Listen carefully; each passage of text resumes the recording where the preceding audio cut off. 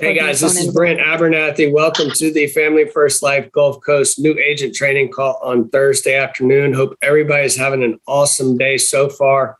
Getting your dial day started off right. I'm excited today. I know we did question and answer. Actually, 2 weeks ago, we weren't able to have this call because of convention. And then last week we did a question and answer. And this week I've got a new agent on with me, a fairly new agent. And it's really my first time getting a chance to talk to her. And so we're going to dig into a little bit. She's been having a good amount of success early on with us, and just dig into a little bit of her business, which ultimately is going to help all you guys as well. So I have Montana Granillo, right? Yep. Montana lives in Washington State and has only been with us for roughly about a month. Was doing some P&C before she came to us, had her life insurance license, wasn't using it a bunch, and has started out of the gates pretty fast with us. So Montana, I'm happy to have you, first of all. And I'm happy to be here. I have heard a lot of great things about you from Evelyn. So tell me a little bit about, and again, I think just looking back over your first month or so, you've helped roughly 13, 14, 15 families, somewhere right in there already with life insurance. How have you gone about doing that at this point? Are you calling leads? Are you working referrals? Like, what's that? How have you gone about drumming up the business? So for me, it's a lot of just leads. I'm not from Washington, so I don't know anybody in Washington. I don't have like family, really friends or anything. So that was not even an option as far as that goes. So been very dependent on the CRM and just going off of leads and seeing what works and right, kind of going from there. So have you tried a bunch of different types of leads in the CRM?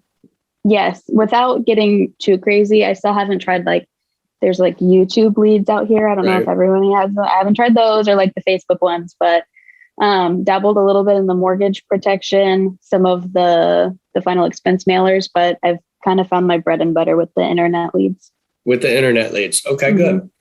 All right. I was actually dialing some of those this morning. I was having fun. I had an agent here in the office that was, struggling a little bit. And I was like, let me have a shot at him. You know what I mean? And just sometimes just a positive, fresh approach, fresh mind on them. And it's funny because we booked like the first 3 or 4 we talked to. And, but so what's been your, seems to be those are your favorites out of the CRM at this point. What, give me some tips. If I'm a brand new agent, just things that you've learned or from experience quickly on the internet leads. And I'm assuming you're doing Instance and the new Internet Live, or just one or the other? I started on, I was like the person, I was like, I'm just going to get my feet wet. I'm going to try to spend as little money as possible. So I tried the 3-month-old, $3 leads and then the new ones. I had a little bit of luck with them, but not a ton. So then I found that you just have to kind of bite the bullet and go for the more expensive ones because it's way more worth your time. So I feel like I have the most luck with the Instance because it's like they just filled it out. It's fresh on the brain. They know what you're talking about, which is like lovely when you talk to somebody and they're like, oh yeah, I was waiting to talk to someone. Like, oh my God, thank you. And then the new ones a little bit, but my favorite so far is the Instance. They're the more expensive ones, but it's worth it because people actually care. Yeah, absolutely. And that was one thing I learned early on too. It's like, I would rather spend a little bit more money and be talking to people where it's fresh on their minds. I wanted to spend most of my time out in front of people making sales instead of on the phone. And it's no different than any other business. I mean, we're all independent business owners, and every single business in America, you have to invest in your own business to grow it. I mean, it is what it is. And but I'm also not numb to the fact or thinking that if I get 100 instant internet leads, I'm not anywhere remotely thinking I'm going to book. I'm thinking I might book 20 to 30 of those, I mean, Yeah. and it is what it is, but I know off of those 20 to 30 that I'm going to be able to help enough families where I'll be able to create enough cash flow to do the same thing the next week. Right. Exactly. And so tell me, give me some phone advice, some phone tips. Like what do you say to them on the phone? I don't want to put you on the spot, but to me, that's 90% of this business is on the telephone. If you can get good on the telephone, everything else takes care of itself. So if you're calling me up and I filled out an instant internet lead, what are you going to say to me to book the appointment with me? So first, just saying like, "Hey, Brent," and wait for him to be like, "Yes." Yep. Like, who's this? Let's role play. Yeah. Call me up. Yeah. Okay. So, hey, Brent. Yeah. Hey, this is Montana. I'm just giving you a call back in regards to the information you requested about the new state regulated life insurance program. I'm just a local underwriter here in Kitsap County. What I'm going to do first is verify some of your information, and then I can get this information out to you. Is your date of birth? Yes. Perfect. Now I have this address down. Is that still correct? Yes. All right. And are you working, retired, disabled? I'm working. Working. Okay. And are you married, single, widowed? I'm married. Married. Perfect. Okay. And then when you had originally submitted this, was this something that you and your wife were both interested in, or was this more so just for yourself? Yeah, it's both me and my wife. Okay. So I'm kind of booked up this week, but I got a little bit of time on Wednesday. I'm looking at about 12 to 2 p.m. Now, is there any reason both you and your wife wouldn't be home around that time? Yeah, we'll be home around that time. Okay.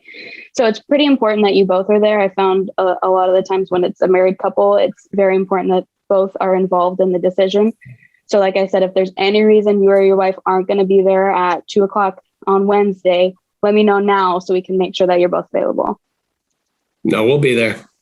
Good. Okay. If you've got a pen and paper handy, I'm going to give you some important info. That way you have record of our appointment. Let me know when you're ready. I'm ready. Okay. Once again, I said my name is Montana, and I'm just the local underwriter for the state life insurance. And your confirmation code is going to be JJ214. And then our appointment is on Wednesday. And what time are we meeting again on Wednesday? We said between 12 and 2. Okay, let's shoot for 1:30 to 2. I'm going to go for 2, but kind of busy. So give me a little bit of a leeway, but we'll shoot for 2:00 if you want to write that down. Awesome. And then, yeah, so I'll see you on Wednesday at 2:00. Okay. You are a beast on the phone. Like now it doesn't, like you realize you're going to be helping 30, 40, 50 families a month very quickly, right? I'll take it. I mean, because it's all, again, I say, when you can get good on the phone, everything else takes care of itself, right? And hopefully I can remember exactly what you said, but the biggest thing I notice is you take control of the conversation very early on. It's like, hey, I'm just going to verify some information, right? And so you get them saying yes, you get them, and you're not giving any pauses, any chance for me to come back and say much of anything. It's like you're just assuming, hey, this is no big deal. I'm giving you a call. I'm just verifying some information. And then boom, they got me scheduled out in your area. I'm busy. Also, you're the doctor. You're not begging anybody for anything, right? Mm-hmm. Right. Even though you want the appointment just as bad as anybody else does, but you're giving them the impression that you're the doctor and this is important and I'm an important person by the way you're saying this, right? And golly, that was good.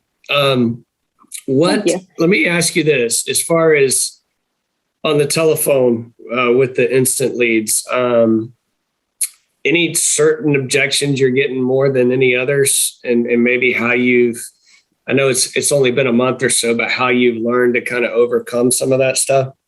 Yeah. A lot of them in our area is just kind of like, oh no, I just got covered a few days ago for some people, if they picked a different company, or some people it's just like, if they're going to tell you no, you know right away, because as soon as you start your little like, hey, I'm just a local underwriter, I'm going to verify your information, it's immediately like, nope, not interested, and they'll just hang up. So nobody verifies their information with you and then is like, no, I'm not interested, because they wouldn't have verified their information, because usually they think you're like a telemarketer, scammer type thing. But I found that usually as soon as I just say like, hey, I'm going to verify your information, some people will immediately say, okay. And I'm like, that's a done deal. It's a done deal as far as an appointment. Yeah. And also I can just, and again, this is the first time me and you have talked, but I'm assuming that when you do get those people that hang up on you real quick or say, I'm not interested or whatever, like you don't get overly emotional about that. You just kind of move on to the next one, I'm guessing. Yeah. Right? Yeah. I learned pretty early on, because working for the prior company, it was like, there wasn't really any leads per se. It was kind of like whoever happened to already be with our agency for their auto or home insurance, like that's who you got to call. Nobody that actually cared about life insurance. Like it was just cross-selling. So it was like, hey, you have your homeowner's insurance with us, like, let's get your life insurance too, type thing. Right. So for these people, I'm like, they've all filled something out at some point that said that they were interested. So just because this person wasn't, that's got to mean the next person knows what I'm talking about.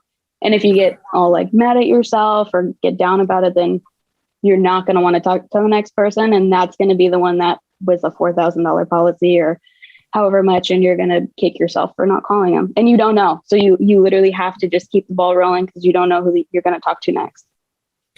I love the attitude. And that's the truth. I mean, it's like what we do, we're in the business of protecting people and caring about people and helping them. And truth be told, you know, if you have a stack of 100 leads in front of you, 100 names and phone numbers, you don't know which ones of those are going to be the ones that are going to be the lottery tickets as far as the ones that you're going to help. It's a matter of just going through them and how many people can I get to today? You know, how many numbers can I dial? And you're trying to find the yeses. I find Montana too, and I was this way too when I was new 12 years ago. I focused so much of my energy on the ones that said no that I would actually turn some of those yeses into no, because I wasn't in the right frame of mind. Does that make sense? Mm-hmm. Yeah. It's like supernatural, I guess, when you're in sales, or because I've thought about this before, where it's like, I want to overcome their objections so bad, to the point where I'm putting so much energy into somebody who wants to tell me to kick rocks versus the next person who actually wants me to help them. But it's so like ingrained into me that it's like, you're in sales, like your job is to overcome objections. And it's like, it's really hard to get somebody to say yes when they're not looking at you, or they're not talking to you. Like there's no connection. Right. So it's like, you have 5 seconds to get the right impression with somebody over the phone. Otherwise it's not a good.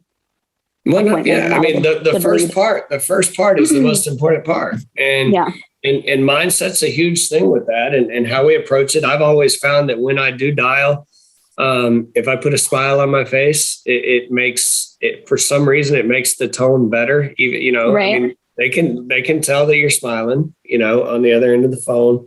Well, girl, that was awesome. And I hope people pick up the fact of, the confidence that you're portraying when you call it. You're not asking for an appointment. You're basically saying, hey, here's what I'm going to do. Mm-hmm. And I'm just going to verify some information. Then boom, they got me out in your area. You're not confusing them. You're not giving them a chance to talk, whatever, but you're in charge, and you know that in your mind. And I think that's a big hurdle for new agents to get over is that belief. That belief in themselves, and also that understanding that these people did fill this stuff out. You know, I mean, I can't tell you how many people, when I was dialing earlier today, you know, it's like the new agent I was dialing for was getting a lot of people saying, well, I didn't fill that out, or, you know, whatever. Right. Mm-hmm. And then when I started dialing, not that I'm any better of a person or human being or whatever. I've just got more experience. When I started dialing, I didn't get anybody say, I didn't fill that out. It's all in how you lead the conversation and all in how you approach it, right? Fair enough? Yeah. Fair enough. I like it. Cool. Well, let me do this real quick. I know you're new and sometimes you don't know what to ask, you don't know what you don't know, I guess. Right. But I also know that a lot of new agents have questions about their business, their personal business, how to grow the business. You got any specific questions, that I can help you out with real quick while we're on together? Sure. Yeah. I think so far I've just been trying to keep my head down, path of least resistance, just kind of get the ball rolling, figure everything out. But I think everyone's long-term goal is to have a very successful career, at least, and try to grow their agency or whatever of their own, which obviously I thought would be super cool, especially since my base agency, I guess, everybody that I kind of chat with and work with is all on the opposite side of the nation. So it'd be kind of cool to have agents and stuff over here that I could help with in the long run. Granted, I'm still head spinning as far as jumping into FFL goes, but I guess what, in your opinion, when is the time to start taking your first steps towards looking into creating your own agency, bringing people on underneath you, training people? How does that kind of flow from being just a producer and an agent to then trying to be a mentor? I would start doing it right away. Okay. And a lot of people don't, Montana, because they think that they've got to train everybody. Okay. First of all, we got the training under control, right? We've got the system in place where all you have to do is be a good promoter to your team as far as, hey, get on this training call at this time, or, if you need help, call the agent hotline, or, you get them on the phone with Evelyn or Evan or somebody like that, or myself, whatever, right? You become a good promoter. Don't worry about training them. But there's two things I would say on, recruiting people right away. One is I'm blessed and fortunate. We've got an agency that does about $13 million worth of business every month. Okay. I recruited a good buddy of mine day one before I ever sold an insurance policy. And because I recruited that person, it led to about $10 million worth of volume per month in my agency. Okay. So if I had not brought somebody on board right away that was looking for an opportunity, looking for something they could grow, looking for something they could, make their own schedule, things like that, support their family. If I had not shared this opportunity with him right away, I'd be missing $10 million worth of business every month, right. And that's a lot of families that are helped as well. Right. Oh yeah. So, and then the other thing too, Montana, that a lot of people don't really think about is it's a lot more fun when you're going through the newness with other people, right? So you create, you bring people on board, and obviously, like I said, we've got things in place to help them with Evelyn, Evan, our training, all that stuff. But now it creates running buddies for you, right? Because you guys are close to going. They're learning from you. You're learning from them. I remember when I first started, me and Mike Killamet, we were both out in the field, not having a clue what we were doing, but we would call each other in between every appointment. And I'd learn from something that happened to him, and he'd learn from something that happened to me. And it just makes it more exciting and more fun, and it also, Montana, honestly, in a weird sort of way, it'll push you to do things. Now, I can tell you're not the type of person that needs to be pushed. You have good drive and good self-confidence, and you have, good work ethic and all that. I can tell that about you. But also having people as part of your team, it's really crazy. It'll push you to do things that you'd never even really thought was possible because other people are watching you. And you want to show them, hey, this can be done, right? And all of a sudden you look up and you're helping 30, 40, 50 families. It's like, oh my goodness, how did I do this? Right? Yeah. That makes sense. Yeah. And you can correct me if I'm wrong, because before I actually sold my first in December, I had taken just some time off work, a couple months, because I have a young daughter. So we were just kind of spending time together and stuff. But anytime I'd be like cleaning or like getting dressed or doing anything, I would just be listening to all the different, either the podcasts or just the different training videos on YouTube, just like letting them all play through. And I want to say it was one of yours that said it, but I could be wrong. But something about like the sooner you bring somebody on, even like as like an administrative assistant or somebody like that, the sooner that you'll actually start performing better. Because once somebody's salary is dependent on you making money, it like pushes you that much harder. 100%. And I've been thinking about that since I ever like listened to it. Because I was like, like I've got to pay my bills. That's fine. But now if somebody has to pay their bills based on me paying my bills, like that's a whole nother ball game, a whole nother, like, we got to get this done. Yeah, absolutely. It's 100% true because now your work ethic and you dialing on days where you don't feel like dialing, or you going through all those no's, or you getting no-showed 3 or 4 times in a row and then still showing up to the next appointment, like all that stuff, it's a whole lot easier to bail on yourself than it is to bail on somebody else. Right. You know, right. And so, yeah, that's definitely something to think about. Now, as far as recruiting, let me ask you this. You big on social media? Like you got Instagram, TikTok, you got any of that stuff? I have it all, but I don't really post on anything. I actually found FFL through TikTok. And it's just because I will spend like mind-numbing amount of hours just scrolling. Right. And eventually when it was like, oh God, it was like 3:00 in the morning. And I came across a TikTok talking about like the opportunity or something. And it had like 60,000 likes or something. So I was like, okay, like there's no way I'm going to get my foot in the door with this, but ended up getting it, talking to Lindsay and then talking to Evelyn, and it was pretty good. But I don't necessarily, I'm not super active on social media. I'm just the person that like has it and like watches from distance type of thing. Right. So what I would tell you, that's the easiest way to start building an agency. I've noticed on TikTok, it's like insane. It's the easiest way. And look, I'm 44 years old. How old are you? 22. 22. Okay. So I'm 44. Like, I don't understand how to do some of the stuff on social media. My 16-year-old, my 14-year-old, they know it all. Right. But that's why I have somebody on my staff that does it for me, because they understand how to do that stuff. But I mean, you're 22. Think about it as far as if you're constantly, especially Instagram, right? If you're constantly sharing, 3 or 4 times a day, hey, pictures of you out in the field, or, hey, I used to do this and now I'm doing this. Or did you say you're a single mother? Yes. Okay. I'm out here helping families, providing for my own as a single mother, right? Whatever, just 3 or 4 times a day, you're putting stuff out there and building up that following.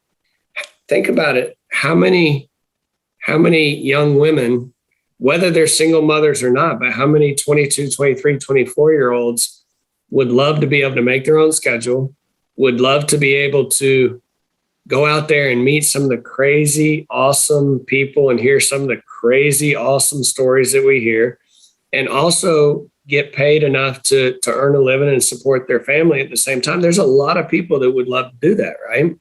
Yeah. And just building up that following and building up that consistency, it's not like it takes that long. That would be the number one way to go about doing it. And if you need help with that, you can reach out to Alexis in my office. Okay. I think she's the one that I found her TikTok. I'm pretty sure it was her. I'm pretty sure it was too. I think she was like sitting in bed, like eating something. And it was like, just like a song was playing. Yeah. And it blew up.